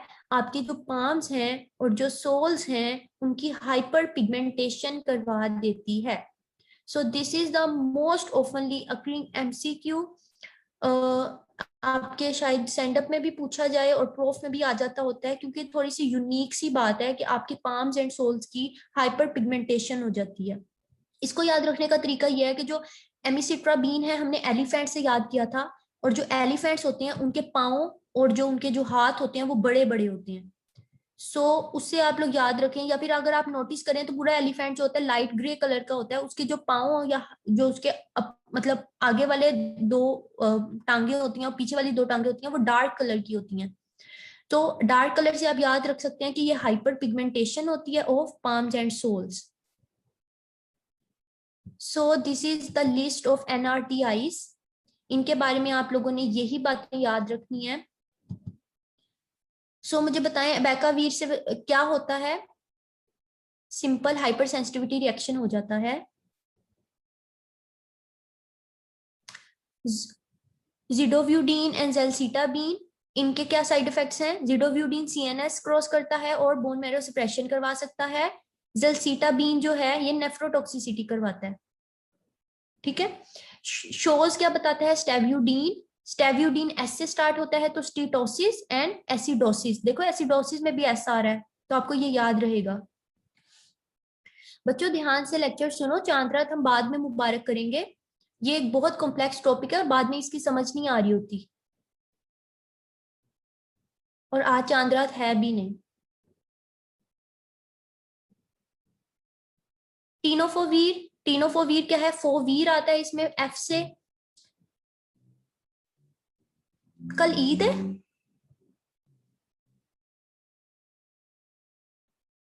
क्या मतलब? अभी अनाउंस हुआ है? ये कैसे हो सकता है? सऊदीया में तो 30 रोजे थे।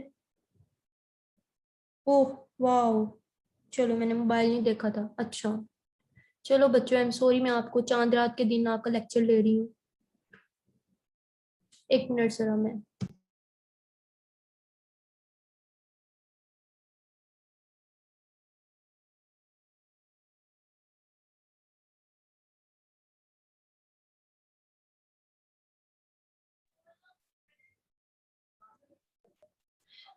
बेटे अब सुन लो, अब स्टार्ट किया हुआ है लेक्चर, सिर्फ 10 मिनट्स का रह गया लेक्चर। कोई बात नहीं, आप लोगों ने क्या करना है चांद रात पे मुझे बताएं।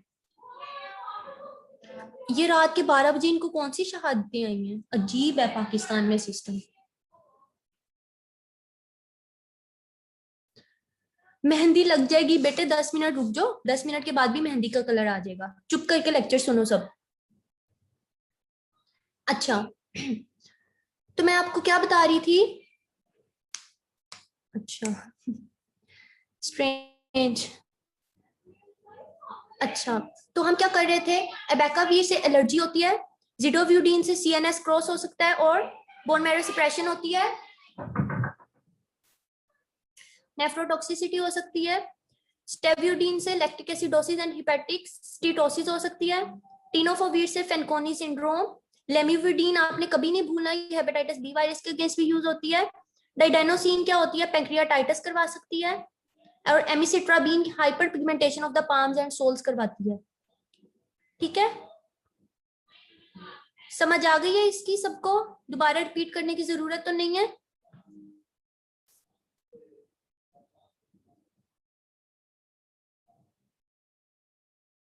सबको समझ आई है? नेक्स्ट चले, चलें ठीक है। अच्छा, नेक्स्ट है NNRTIs। ठीक है, NNRTIs में अब हम लोगों ने इसका, सबको NRTIs का मैकेनिज्म ऑफ एक्शन याद है? बताएं मुझे क्या होता था। सबसे पहले ह्यूमन सेल के अंदर जाता था और उसकी क्या होनी होती थी?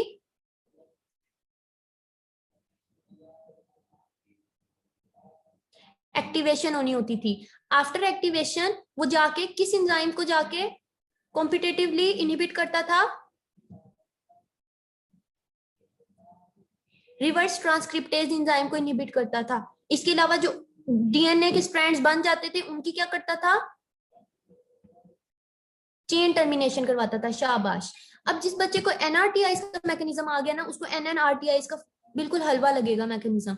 सबसे पहले जो एनएनआरटीआई होती है ना, हमने कहा था कि एनआरटीआई जो होती हैं सेल के अंदर जाती हैं, उनको एक्टिवेशन की जरूरत होती है।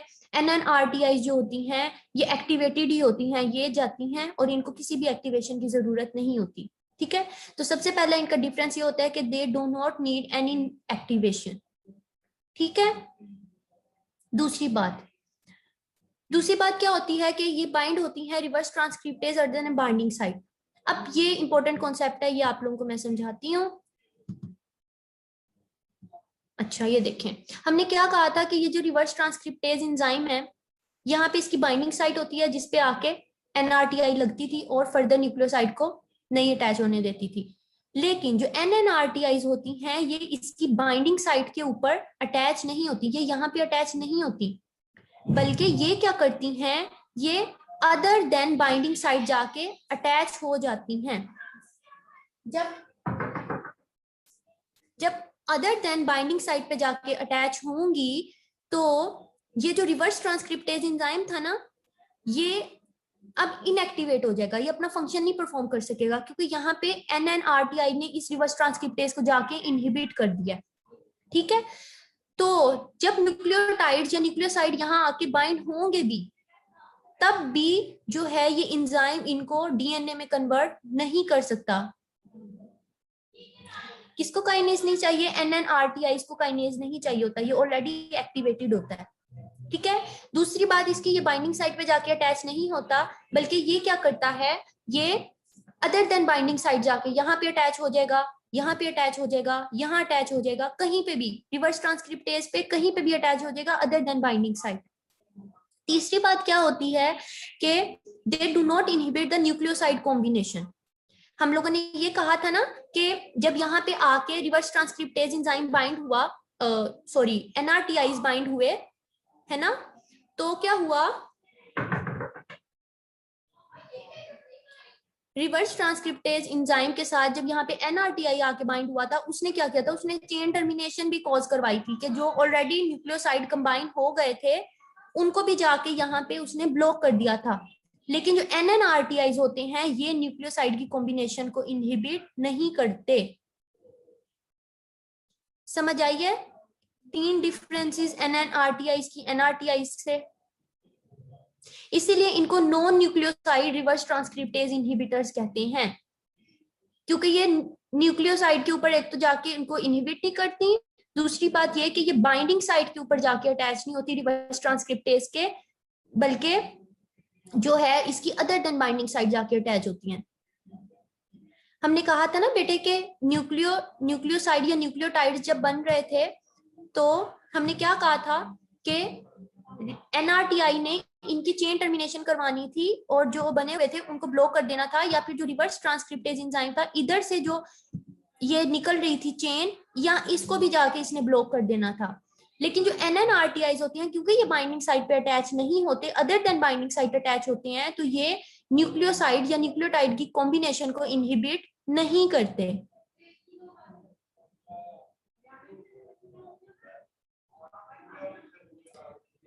हाँ, तो ये नहीं अफेक्ट करते क्योंकि ये न्यूक्लियोसाइड की कॉम्बिनेशन को अफेक्ट नहीं कर रहे, ऐसे ही है। तो NNRTIs की समझ आई है?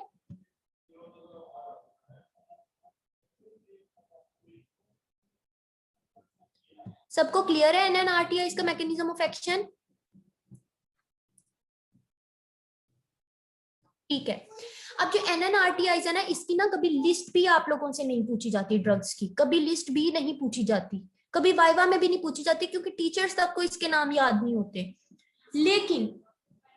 लेकिन क्या है कि अगर खुदा ना खास्ता बहुत हार्ड लक चल रही हो ना फार्मा के पेपर में, या तो बहुत ही अच्छी किस्मत होती है कि बहुत अच्छा पेपर आ जाता है, या बहुत हार्ड लक चल रही होती है कि बहुत ही बुरा पेपर आ जाता है। तो फार्मा जो है ना 50-50 है, कुछ भी हो सकता है फार्मा में। तो हम किसी भी चीज को चॉइस पे नहीं छोड़ सकते, हमें सब कुछ कवर करना है। ठीक है, तो हम इसलिए एहतियातन सेफ साइड पे होने के लिए इसके ड्रग्स की लिस्ट याद करेंगे। इसका जो मैंने निमोनिक ढूंढा था बहुत मुश्किल से, वो ये था कि दिलावर और इफ्रा नेवर इंट्रोवर्ट, मतलब जो दिलावर और इफ्रा हैं वो इंट्रोवर्ट नहीं हुए कभी भी। ठीक है, निमोनिक ये है। अब दिलावर से क्या बनता है? दिलावरडीन। इफ्रा से क्या बनता है? इफाविरेंस। नेवर से बनता है नेविरापीन, एंड इंट्रोवर्ट से बनता है एट्रीविरीन। दोबारा सब बच्चे मेरे साथ बोलेंगे इसको। दिलावर से बनता है दिलावरडीन, इफ्रा से बनता है एफाविरेंस, नेवर से बनता है नेवेरापीन, नवेरा नाम भी होता है, उससे भी आप याद कर सकते हैं, और इंट्रोवर्ट से बनता है इट्राविरीन। ठीक है, अब इनके बारे में हम, इनकी टॉक्सिसिटी भी कभी भी नहीं पूछी जाती, लेकिन हम कर लेते हैं। गिलावरडीन जो है, क्योंकि ये डी से स्टार्ट हो रहा है, तो इसके बारे में आपने याद रखना है कि ड्रग इंट्रैक्शंस करता है, कुछ ड्रग्स को ज्यादा मेटाबोलाइज कर देता है और कुछ ड्रग्स की मेटाबॉलिज्म को इनहिबिट कर देता है। ठीक है, डी से दिलावर, डी से ड्रग इंट्रैक्शन।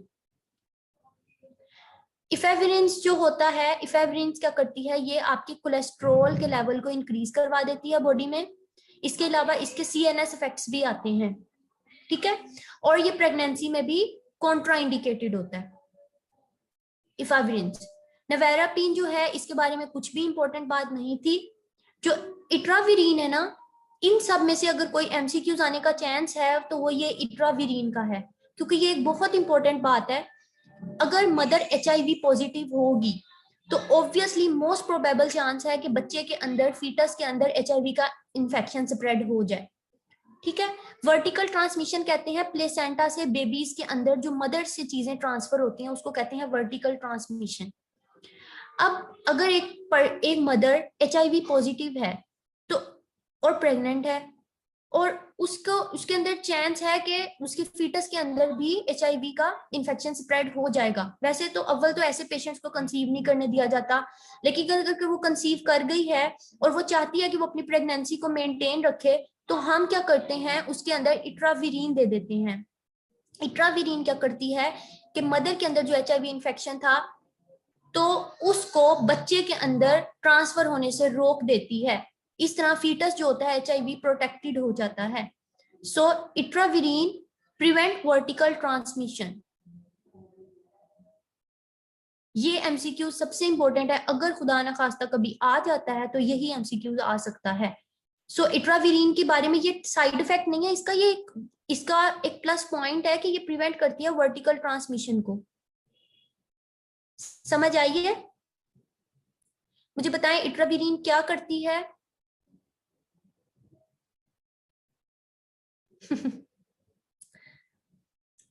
प्रिवेंट करेगी वर्टिकल ट्रांसमिशन को HIV की इनटू द फीटस। ठीक है, चलें, ये हो गए NNRTIs।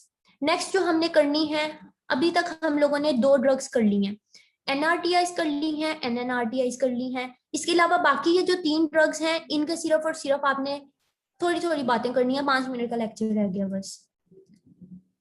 तीसरी ड्रग जो है वो है प्रोटीएज इनहिबिटर।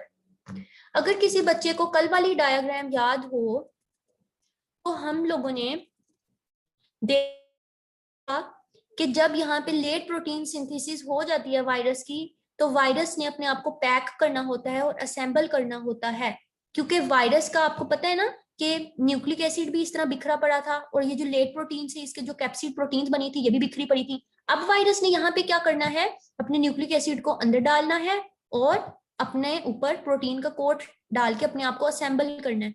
ऐसे ही होता था ना सेकंड लास्ट स्टेप। फिर जब ये असेंबल हो जाता था फिर यहाँ से वायरस रिलीज होता था। ऐसे ही था।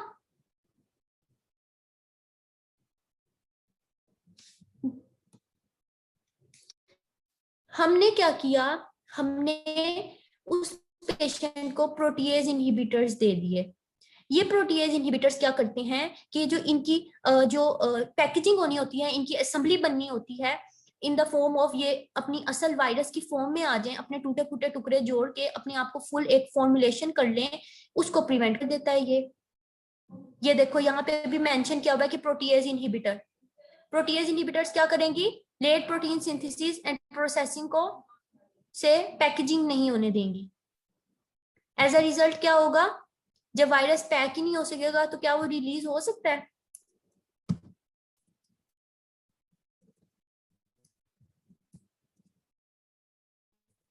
किधर चले गए हो बच्चों सब, आवाज आ रही है मेरी?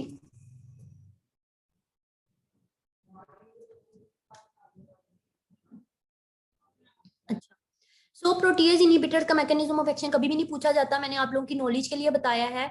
तो इसमें क्या करता है, ये इनहिबिट कर देता है असेंबली को, असेंबली नहीं बनने देता, उनकी पैकेजिंग नहीं होने देता। उसके बाद अब इसकी लिस्ट ऑफ ड्रग जो है वो एक लंबी सारी लिस्ट ऑफ ड्रग है प्रोटीएज इनहिबिटर्स की, जो कि कभी कभार आपसे इसमें से ना एमसीक्यूज पूछ लिया जाता है। तो अब इसको भी हम एक निमोनिक से करते हैं। इसका निमोनिक है at dare for Indian trip lopi nelfi retired straightly. ये जो लोपी नेल्फी थे ना, इन्होंने डेयर किया था कि ये इंडिया का ट्रिप करने जाएंगे। जब इनके बॉस को पता चला कि इन्होंने इंडिया की ट्रिप पे जाना है तो उन्होंने नहीं तो उन्होंने उसको उनका रिटायरमेंट लेटर दे दिया कि अब आप लोग काम करने के काबिल नहीं रहे, आप लोग रिटायर हो चुके हैं और अब आप लोग जाएं आराम से इंडिया की ट्रिप पे। ठीक है, आजकल तो वैसे ही बॉय राइवलरी चल रही है ना इंडिया के against. So at dare for Indian trip lopi nelfi retired straightly. At से क्या बनता है, एटाजेनावीर। डेयर से बनता है डेरुनावीर। फोर से बनता है फोसेम्प्रीनावीर। इंडियन से बनता है इंडीनावीर। ट्रिप से बनता है टिप्रेनावीर। लोपी से बनता है लोपीनावीर। नेल्फी से बनता है नेल्फिनावीर। रिटायर्ड से बनता है रिटोनावीर एंड स्ट्रेटली से बनता है स्क्वीनावीर।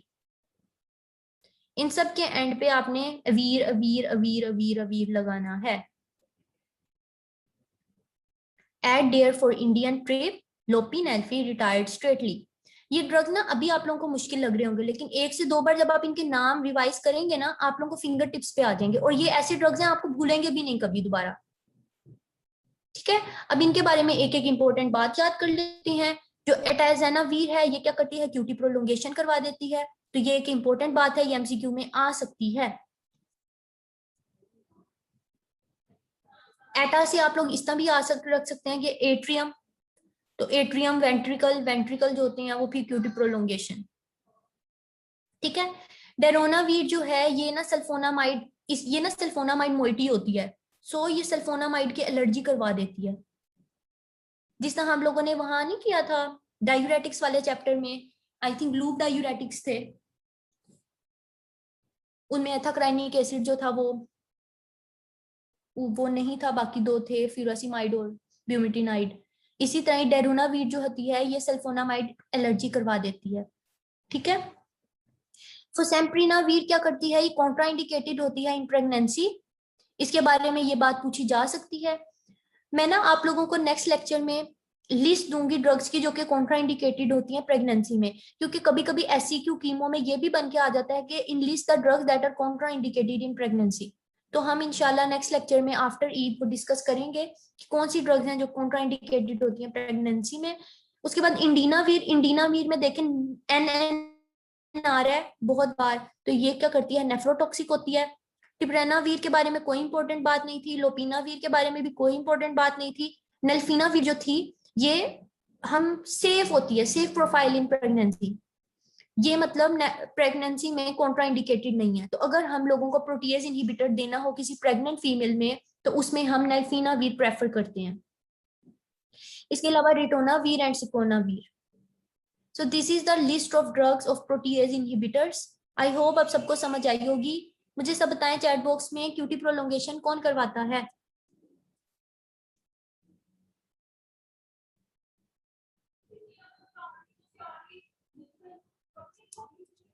बेटे क्यूटी प्रोलोंगेशन, ठीक है। अच्छा, एटाजेनावीर करवाती है। कौन सी प्रोटीएज इनहिबिटर जो है सेफ है इन प्रेगनेंसी? ठीक है। और कौन सी प्रोटीएज इनहिबिटर जो है वो कॉन्ट्राइंडिकेटेड है इन प्रेगनेंसी? फोसेम्प्रीवीर। और इंडिनावीर जो है ये क्या है? इंडिनावीर को आप इस तरह भी याद कर सकते हैं, इंडिया है ना, इंडिया हमारा पानी रोक लेता है, तो यूरिन और नेफ्रो, उससे भी आप लिंक कर सकते हैं, नेफ्रोटॉक्सिसिटी। ये क्लियर है सबको?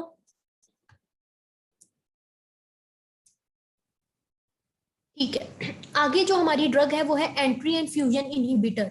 अगर आप लोगों को पिछली डायग्राम याद हो तो हम लोगों ने क्या किया था, जब इसने एंटर करना होता है वायरस ने, तो यहाँ पे सबसे पहले आके ये फ्यूज करता है होस्ट की मेम्ब्रेन के साथ, फिर आके पेनिट्रेट करता है।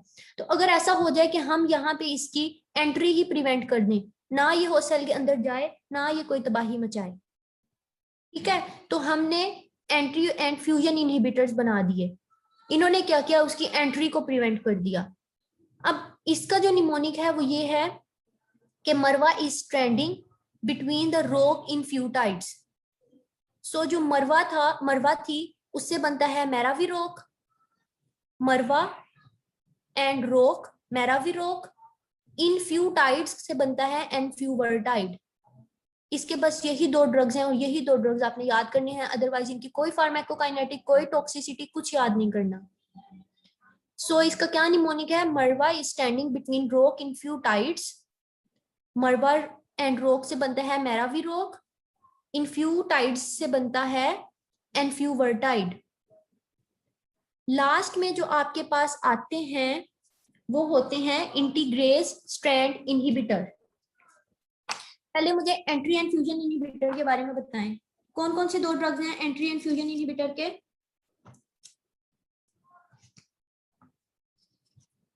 सब बच्चे बताओ।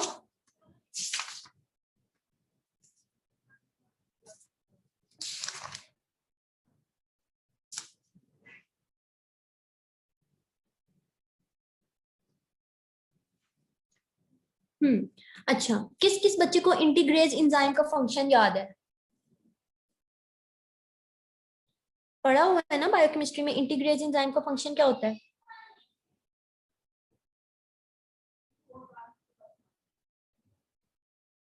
किसी को भी नहीं याद?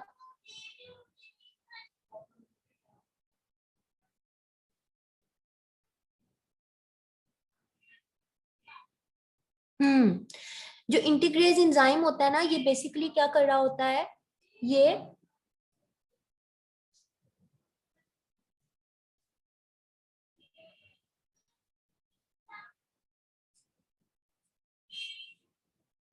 मेरी आवाज आ रही है?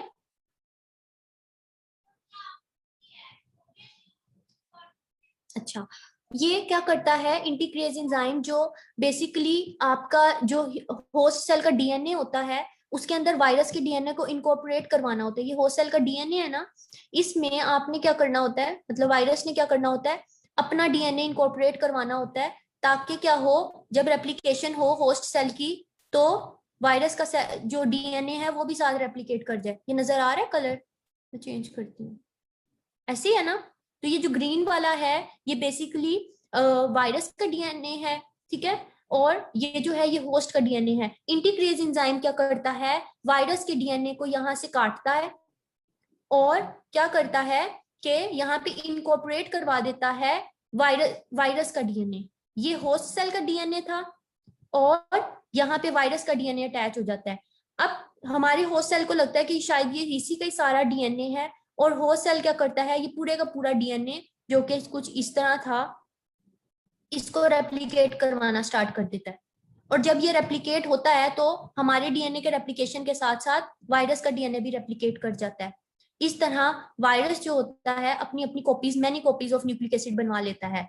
हमें ये बात पता चल गई, हमने क्या किया, इसके इनहिबिटर्स बना लिए, इंटीग्रेज स्ट्रैंड ट्रांसफर इनहिबिटर। इसने क्या किया, इसने जाके उस वो जो उसके अंदर जो उसकी जगह बना रहा था वायरस के डीएनए के अंदर, ह्यूमन के डीएनए के अंदर वायरस के डीएनए की, वो नहीं होगी।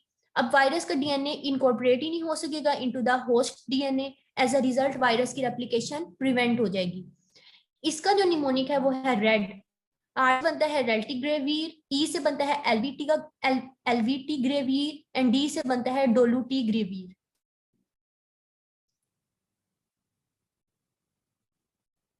तो ये क्लियर है इंटीग्रेट स्ट्रैंड ट्रांसफर इनहिबिटर।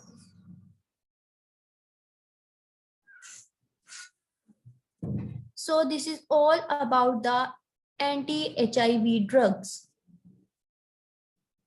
अब आप लोग मुझे ये बताएं कि which drug causes hyperpigmentation soles?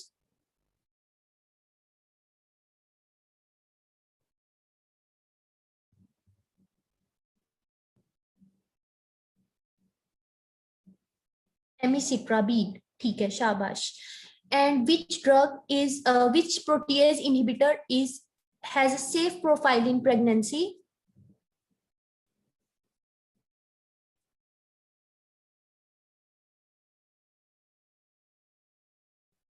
And which drug is contraindicated in pregnancy? Protease inhibitor. Which protease inhibitor is contraindicated in pregnancy? And which drug prevent vertical transmission?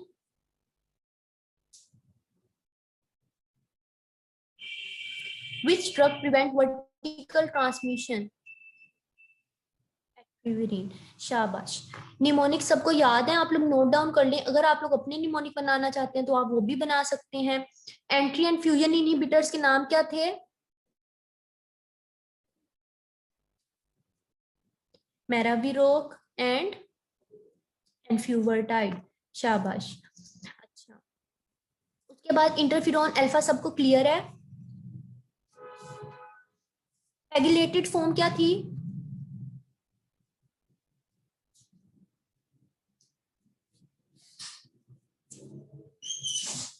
पेगिलेटेड form क्या थी? Polyethylene glycol के साथ जब हम उसको कॉन्जुगेट करते थे, इसका फायदा क्या था? इससे इंटरफिरॉन अल्फा का मेटाबॉलिज्म स्लो हो जाता था, सो उसकी हाफ लाइफ ज्यादा हो जाती थी, वन सा वीक हो जाती थी। हेपेटाइटिस सी के लिए हम कौन सी कॉम्बिनेशन ऑफ ड्रग्स देते हैं?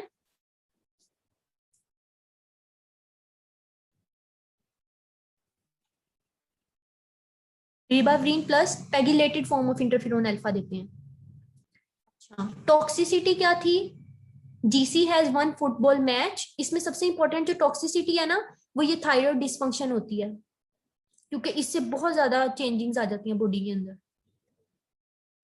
और रिबाविरिन का मैकेनिज्म ऑफ एक्शन याद है सबको? जल्दी से मुझे बता दे कोई बच्चा, रिबाविरिन का मैकेनिज्म ऑफ एक्शन। 3 पॉइंट्स थे इसके। GTP inhibition, prevent कैप्टिंग, RNA polymerase inhibitor, शाबाश। और इसके क्लिनिकल यूजेस भी आप लोगों ने याद करने हैं। और टॉक्सिसिटी क्या थी? रिबाविरिन की टॉक्सिसिटी, इसका निमोनिक कोई एक अच्छा सा नहीं है, लेकिन मुझे इससे बेहतर कोई निमोनिक नहीं मिला था, इसलिए। और इसकी ब्रोंकियल इरिटेशन और कंजक्टाइवल इरिटेशन होती क्यों है? किस फॉर्म में देते हैं तो इसकी वजह से ये साइड इफेक्ट्स आते हैं? शाबाश, एरोसोल की फॉर्म में देते हैं। और अगर हीमोलिटिक एनीमिया किसी पर्सन के अंदर हो रहा है तो हीमोलिटिक एनीमिया किस वजह से हो रहा है? बॉडी के अंदर ड्रग की कंसंट्रेशन ज्यादा होने की वजह से या कम होने की वजह से? शाबाश, डोजेज की वजह से, ज्यादा होने की वजह से। और कौन सी ड्रग है जो एचआईवी ड्रग भी है और हेपेटाइटिस बी वायरस के अगेंस्ट भी यूज होती है?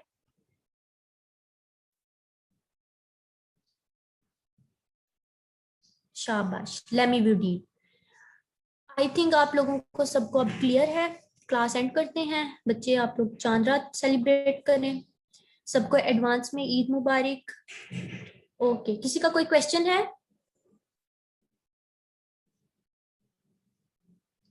किसी का कोई क्वेश्चन हो?